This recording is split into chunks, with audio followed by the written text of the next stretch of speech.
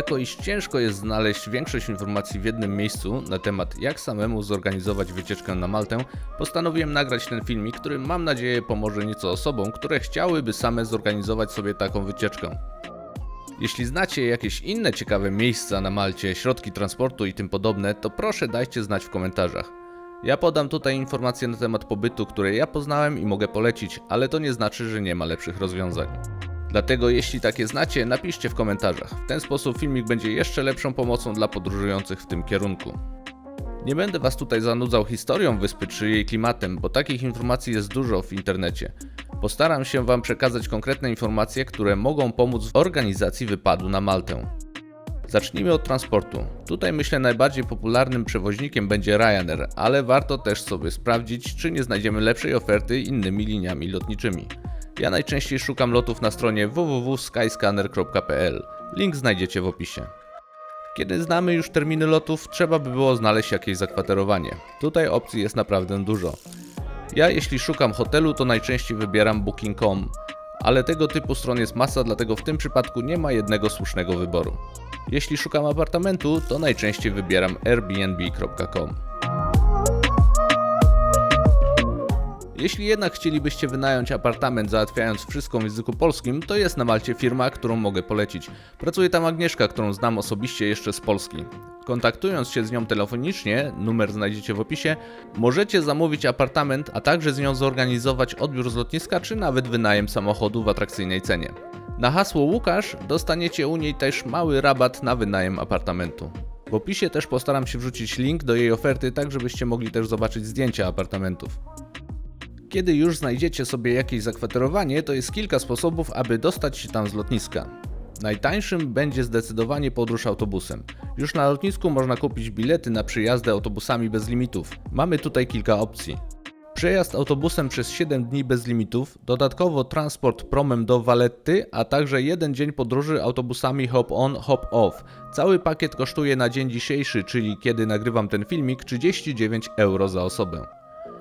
Druga opcja to wykupienie podróży tylko autobusami. Opcja także pozwala nam używać autobusów przez 7 dni bez ograniczeń. Taka karta kosztuje 21 euro za osobę dorosłą i 15 euro za dziecko. Trzecią opcją jest bilet na 12 pojedynczych przejazdów. Taki bilet kosztuje 15 euro. Można też kupić bilet bezpośrednio u kierowcy. Jest to bilet ważny 2 godziny, a zatem pozwoli nam dojechać na drugi koniec wyspy. Nawet jeśli mamy przesiadkę, możemy użyć tego samego biletu w drugim autobusie. Jeśli nasza podróż trwa mniej niż 2 godziny, to nie ma potrzeby kupowania nowego biletu przesiadając się do innego autobusu. Stronę z aktualnymi cenami biletów zamieszczę w opisie.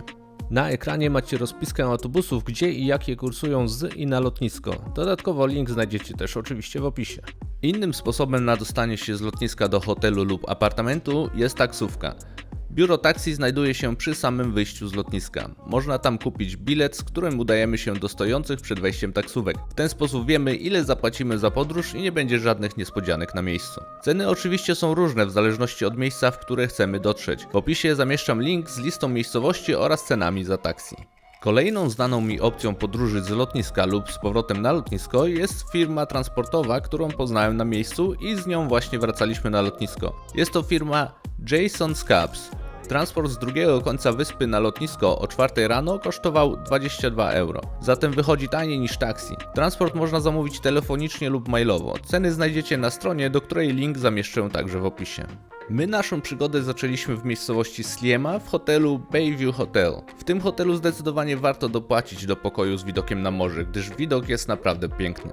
Hotel ten sprawdził się świetnie jako baza wypadowa do zwiedzania wyspy. Ma on także mały basen na dachu, także można się na miejscu poopalać i nieco schłodzić. Jeśli ktoś natomiast bardziej lubi plażowanie, to zdecydowanie polecam pobyt gdzieś poza centrum miast, takich jak Valletta, Sliema czy Gżira. Jest tam niewiele miejsc do plażowania, a jak są to raczej kamienie, a nie typowa piaszczysta plaża. W odległości około 500 metrów od hotelu znajdziemy prom, którym można się dostać do stolicy Malty, Valletty. Za kilka euro możemy wykupić transport w obie strony. Z tego też miejsca wypływa wiele statków na rejsy dookoła wyspy, na Blue Lagoon na Comino czy na Gozo. także na pewno znajdzie się coś dla fanów wodnych podróży. Przykładowo rejs dookoła Malty zahaczający o błękitną lagunę na Comino, gdzie mieliśmy około 2 godziny na kąpiel i opalanie się, kosztował 30 euro za osobę. Na pokładzie mamy nielimitowane napoje, piwo, wino i wodę, a także lunch. Jeśli ktoś zgłodnieje w międzyczasie, to też można kupić sobie kanapkę. Jest wiele firm organizujących takie rejsy. W opisie zamieszczam link do firmy Captain Morgan, z której oferty my skorzystaliśmy. Całą wyspę można zwiedzić za pośrednictwem komunikacji miejskiej. Autobusy zatrzymują się w każdym miejscu, gdzie są jakieś atrakcje turystyczne. Przystanek jest nawet przy klifach, z których są piękne widoki, ale poza tym praktycznie nic tam nie ma. Zatem można zwiedzić wszystko bez konieczności wynajmowania auta czy kupowania biletów na autobusy typu hop-on, hop-off. Jest to bardzo przydatne, zwłaszcza że nie każdy może czuć się komfortowo prowadząc samochód po lewej stronie jezdni. Minusem podróżowania autobusami może być fakt, że jeśli autobus jest już pełny, to nie zatrzyma się na przystanku i wtedy będzie trzeba czekać na następny. Dodatkowym atutem organizowania wycieczki samemu jest to, że możemy nasz wyjazd podzielić na pobyt w 2 lub więcej hotelach. My drugą część wycieczki spędziliśmy w hotelu La Branda Riviera Resort and Spa w okolicy Meliecha. Hotel leży w świetnym miejscu do odwiedzenia Comino, Blue Lagoon i wyspy Gozo. Na Blue Lagoon wypływają łodzie bezpośrednio sprzed hotelu, natomiast na prom na wyspę Gozo można dojść w około 15-20 minut na pieszo. W ten sposób, jeśli ktoś nie lubi wielogodzinnych rejsów, można czas podróżowania transportem wodnym ograniczyć do minimum, nie pomijając wielu pięknych miejsc na Gozo i Comino. Na koniec taka mała porada, aby sprawdzać ceny w sklepach. Różnice pomiędzy 2 sklepami oddalonymi od siebie o kilkaset metrów mogą być bardzo duże. Przykładowo w jednym sklepie koło naszego hotelu piwo kosztowało 2,5 euro, a spacerując 300, może 500 metrów dalej był sklep, gdzie za 2 euro można było kupić 3 piwa. To samo tyczy się wody czy innych produktów. Sprawdzajcie też resztę, którą Wam wydają w sklepach czy barach, bo zdarzyło się nam, że sprzedawca przypadkowo pomylił się na swoją korzyść. Zaplanowałem serię filmików na temat organizacji wycieczek bez biura podróży, także jeśli chcielibyście zobaczyć więcej takich filmów, to zapraszam do subskrypcji kanału i kliknięcia ikonki dzwoneczka, aby nie przegapić żadnych filmów. Jeśli materiał okazał się przydatny, to zapraszam do zostawienia łapki w górę. Jeśli macie jakieś inne ciekawe doświadczenia, miejsca lub środki transportu na Malcie, napiszcie o nich w komentarzach. W ten sposób ten film będzie pełniejszy i bardziej przydatny dla osób wybierających się w tamtym kierunku. Osobom, które dotrwały do końca, dziękuję za uwagę i do zobaczenia w kolejnym filmie. Cześć!